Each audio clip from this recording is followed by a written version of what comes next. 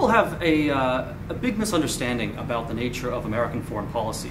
As with everything else, there's this tendency to place it into a left-right spectrum, where you have people who believe if you're on the left, you think if only we can elect someone more like Barack Obama, or more like Jimmy Carter, or even for that matter more like Bill Clinton, then they will get us out of these wars which people on the left tend to oppose, whether it's the first Gulf War or the second Gulf War, the Iraq War. There's always this belief that if only we switch the sides, then suddenly we'll have a peaceful foreign policy. And on the right, it's much the same. Surprisingly enough, as militaristic as the right was during the George W. Bush years, Bush himself in 2000, when he was first trying to get elected, had campaigned as someone who believed in a so-called humble foreign policy. He campaigned as someone who did not believe in nation building. And if you look at the position that a lot of Republicans in Congress were taking during the late 1990s, you'll see that they were very critical of some of the things that Bill Clinton was doing in foreign policy. They were skeptical of our intervention in Kosovo and Serbia, and they were somewhat skeptical even of some of our adventures in Central Asia, in Afghanistan, and towards Iraq. So it's not this idea that a lot of people have, which if only you can change the person who's in office, from a Republican to a Democrat, from a liberal to a conservative, you're therefore going to get a peaceful foreign policy or a realistic foreign policy that doesn't involve nation building.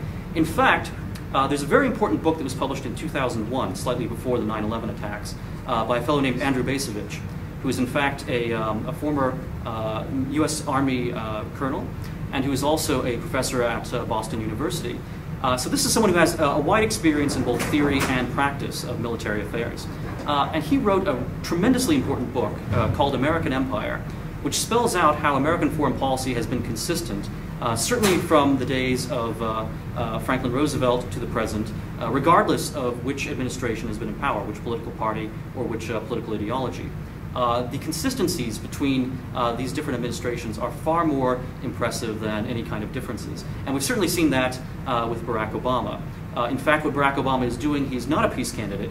Despite how he may have been perceived by many of his hopeful supporters in 2008, he's actually someone who has increased the amount of operations in Pakistan. I mean, just think about that. Pakistan is an actual nuclear power. I mean, this is not kidding around here. Pakistan has, I think, something like 6 times the population of Afghanistan. It's in a very complicated situation with its neighbor India. You have real hostilities and a real powder keg there that could explode. And what's Barack Obama doing? He's sending remote-controlled drones to go out there and start opening fire on people in Pakistan. And the trouble with that is, of course, we might claim that we're identifying people very carefully, but in fact, there's a limit to how well any government agency is able to actually identify someone who's running through the woods or the hills of Pakistan. So actually what Barack Obama is doing is at least as dangerous as anything that George W. Bush was doing. There really is potential for something to detonate here. And it's interesting to speculate, for that matter. Certainly the terrorists in Al-Qaeda are not stupid people. They've thought very carefully about what it is that they want to accomplish and what it is that they're up against with the United States. And I think they've anticipated all of this. I think they knew, if you attack a foreign power on its periphery, if you attack, an embassy in Africa, or if you attack a ship in the Middle East, you might actually get that superpower to withdraw its forces from that area.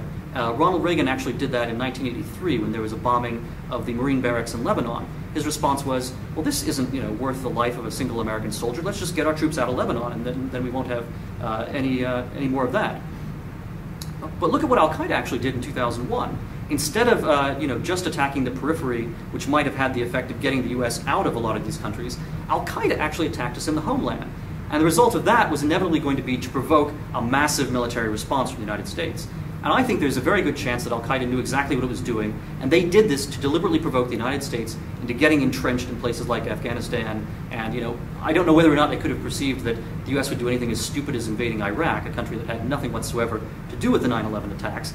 But they certainly knew that the United States would respond to the attacks in 9/11 by overextending itself and by creating situations that would actually alienate much more of the world from U.S. public policy and therefore actually feed into the support for Al-Qaeda.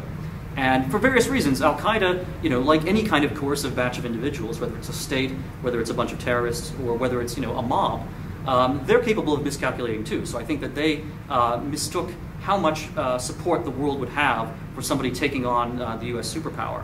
There's been some degree of increased hostility to the United States in the world, and some degree in places of increased support for al-Qaeda since 9/11. But also al-Qaeda's bloody tactics have, of course, alienated people just as the United States' bloody tactics have done. So you actually have a situation where I think our enemies have anticipated what the United States would do, and the United States has played directly into their hands and has basically given Osama bin Laden exactly what he wants by getting the United States into a strategically pointless, no-win war in Afghanistan, and now which has the very real potential of spilling over into Pakistan and really detonating a situation that would be far beyond anyone's control.